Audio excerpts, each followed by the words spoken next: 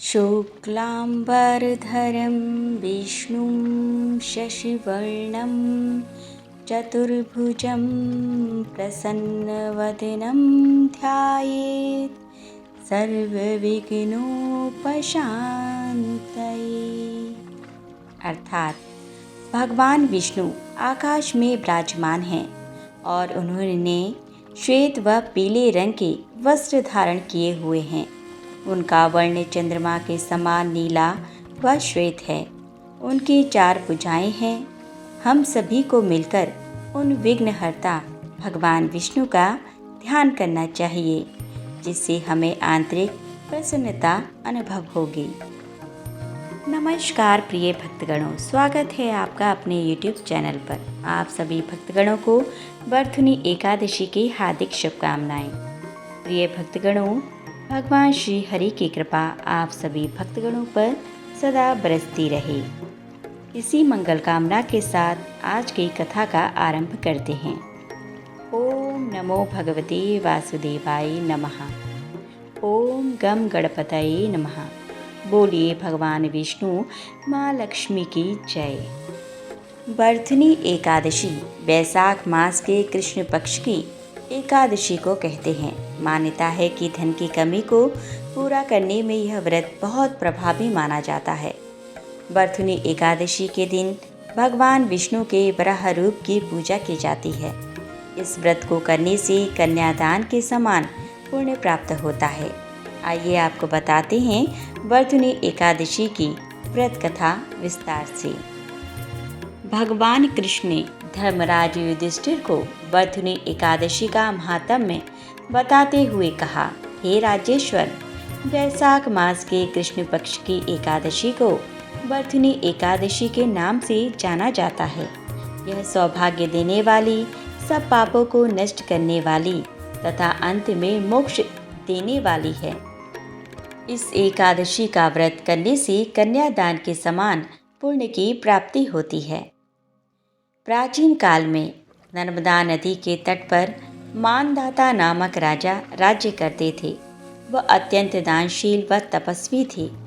एक दिन जब वह जंगल में तपस्या कर रहे थे, तभी न जाने कहाँ से एक जंगली भालू आया और राजा का पैर चबाने लगा। राजा पूर्ववत अपनी तपस्या में लीन रहे। कुछ देर बाद पैर चबाते चबाते भालू राजा को घसीटकर पास के जंगल में ले गया। राजा बहुत घबराया, मगर तापस धर्म अनुकूल उसने क्रोध और हिंसा न करके भगवान विष्णु से प्रार्थना की। करुण भाव से भगवान विष्णु को पुकारा। उसकी पुकार सुनकर भगवान श्री हरि विष्णु प्रकट हुए और उन्होंने चक्र से भालू को मार डाला। राजा का पैर भालू पहले ही खा चुका था। इससे राजा बहुत ही शोकाकुल हुए। उन्हें दुखी देखकर भगवान विष्णु बोले, हे वत्स, शोक मत करो। तुम मथुरा जाओ और वर्धुनी एकादशी का व्रत रखकर मेरी वराह अवतार मूर्ति की पूजा करो। उसके प्रभाव से पुनः सुदृढ़ अंगों वाले हो जाओगे। इस भालू ने तुम्हें जो काटा है, यह तुम्हारे पूर्व जन्म का अपराध था। भगवान की आज्ञा मानकर राजा मानधाता ने मथुरा जाकर श्रद्धापूर्वक वर्धुनी एकादशी का व्रत किया। इसके प्रभाव से राजा शीघ्र ही पुनः सुंदर और संपूर्ण अंगों वाला हो गया। इसी एकादशी के प्रभाव से राजा मानधाता स्वर्ग गए थे। प्रिय भक्तगणों, आज के दिन भगवान विष्णु के वराह स्वरूप की आराधना की जाती है। अतः आज के दिन वराह अवतार की कथा का श्रवण अवश्य करना चाहिए। हिरण्याक्ष और हिरण्यकशिपु ने जब दिति के गर्भ से जुड़वा रूप में जन्म लिया तो पृथ्वी कांप उठी। आकाश में नक्षत्र और दूसरे लोग इधर से उधर दौड़ने लगे। समुद्र में बड़ी बड़ी लहरें पैदा हो उठीं और प्रलयंकाली हवा चलने लगी। ऐसा ज्ञात हुआ मानो प्रलय आ गई हो। हिरण्याक्ष और हिरण्यकशिपु दोनों पैदा होते ही बड़े हो गए। दैत्यों के बालक पैदा होते ही बड़े हो जाते हैं और अपने अत्याचारों से धरती को कंपाने लगते हैं। यद्यपि हिरण्याक्ष और हिरण्यकशिपु दोनों बलवान थे, किंतु फिर भी उन्हें संतोष नहीं था। वे संसार में अजयता और अमरता प्राप्त करना चाहते थे। हिरण्याक्ष और हिरण्यकशिपु ने ब्रह्मा जी को प्रसन्न करने के लिए बहुत बड़ा तप किया। उनके तप से ब्रह्मा जी प्रसन्न हुए। उन्होंने प्रकट होकर कहा, तुम्हारे तप से मैं प्रसन्न हूँ, वर मांगो, क्या चाहते हो। हिरण्याक्ष और हिरण्यकशिपु ने उत्तर दिया, प्रभु हमें ऐसा वर दीजिए जिससे ना तो कोई युद्ध में हमें पराजित कर सके और ना कोई मार सके। ब्रह्मा जी तथास्तु कहकर अपने लोक में चले गए। ब्रह्मा जी से अजयता और अमरता का वरदान पाकर हिरण्याक्ष उद्दंड और स्वेच्छाचारी बन गया। वह तीनों लोकों में अपने को सर्वश्रेष्ठ मानने लगा। दूसरों की तो बात ही क्या, वह स्वयं विष्णु भगवान को भी अपने समक्ष तुच्छ मानने लगा। हिरण्याक्ष ने गर्वित होकर तीनों लोकों को जीतने का विचार किया। वह हाथ में गदा लेकर इंद्रलोक में जा पहुंचा। देवताओं को जब उसके पहुंचने की खबर मिली तो वे भयभीत होकर इंद्रलोक से भाग गए। देखते ही देखते समस्त इंद्रलोक पर हिरण्याक्ष का अधिकार स्थापित हो गया।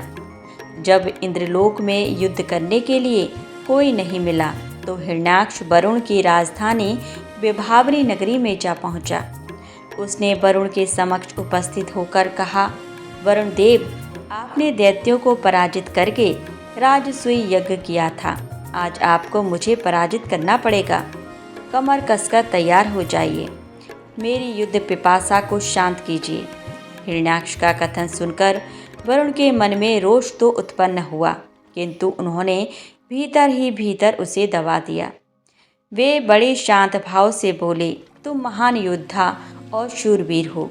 तुमसे युद्ध करने के लिए मेरे पास शौर्य कहाँ।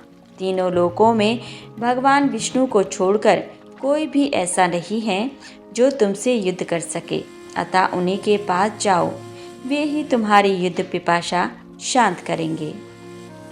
वरुण का कथन सुनकर हिरण्याक्ष भगवान विष्णु की खोज में समुद्र के नीचे रसातल में जा पहुंचा। रसातल में पहुंचकर उसने एक विस्मयजनक दृश्य देखा। उसने देखा एक बराह अपने दांतों के ऊपर धरती को उठाए हुए चला जा रहा है। वह मन ही मन सोचने लगा, यह बराह कौन? कोई भी साधारण बराह धरती को अपने दांतों के ऊपर नहीं उठा सकता। अवश्य यह बराह के रूप में भगवान विष्णु ही हैं, क्योंकि वे ही देवताओं के कल्याण के लिए माया का नाटक करते रहते हैं। हिरण्याक्ष बराह को लक्ष्य करके बोल उठा, तुम अवश्य ही भगवान विष्णु हो। धरती को रसातल से कहाँ लिए जा रहे हो? यह धरती तो दैत्यों के उपभोग की वस्तु है, इसे रख दो। तुम अनेक बार देवताओं के कल्याण के लिए दैत्यों को छल चुके हो, आज तुम मुझे छल नहीं सकोगे। आज मैं पुराने बैर का बदला तुमसे चुका कर रहूँगा। यद्यपि हिरण्याक्ष ने अपनी कटु वाणी से गहरी चोट की थी, किंतु फिर भी भगवान विष्णु शांत ही रहे। उनके मन में रंच मात्र भी क्रोध पैदा नहीं हुआ।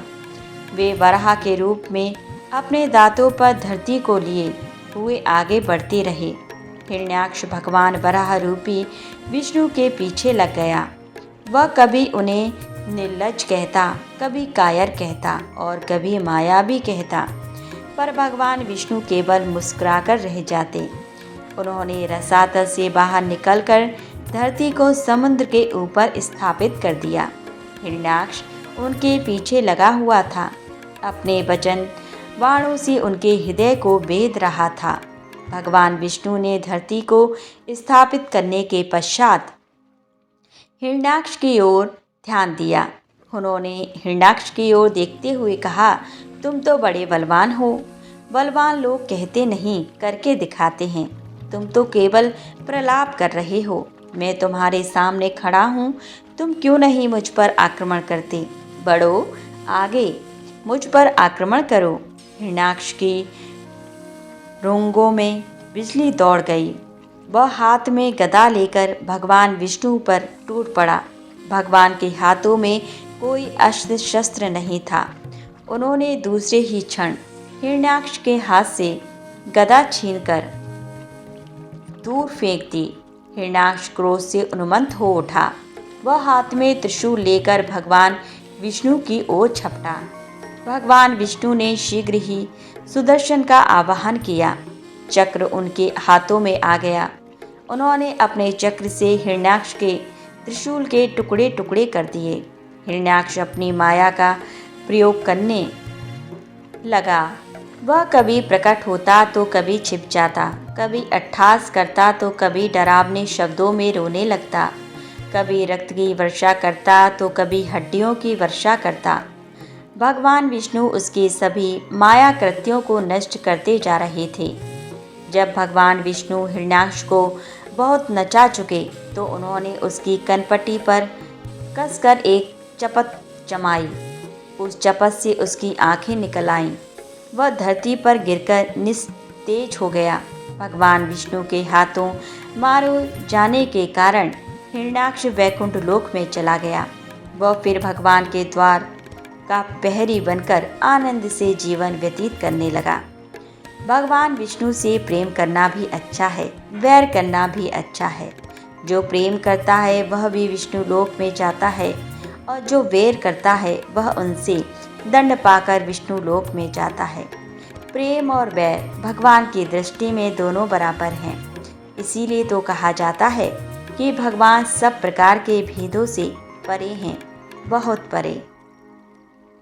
प्रिय भक्तगणों, आज की कथा यहीं संपन्न होती है।